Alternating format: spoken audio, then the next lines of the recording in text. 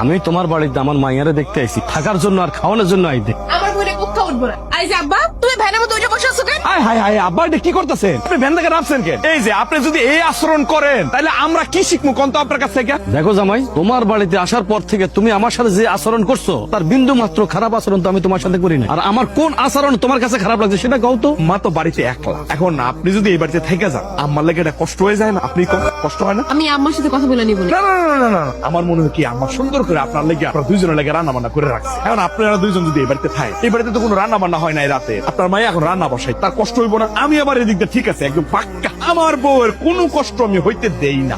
সমস্যা কি দুলা ভাই? আমি বুবুরে সাহায্য করবো। আপনার ঘরে মুরগি আছে না, জবাই দেন, আমরা সবাই মজা করে খামু। সময় মজা করে খামো। একটা জামাই খাইয়া আই মজা নাই, এখন আইসো আমার খোয়ারে মুরগি খাইতে না? জিব্বাটা কি লম্বা হয়ে গেছে কা? হ্যাঁ লাগবো না, কিছু খাওয়ানো লাগবো না, যাও বাড়িতে যাও, পড়ালেখা করো। পড়ালেখার নামে নাম নাই, ঠন ঠন। মাথায় কি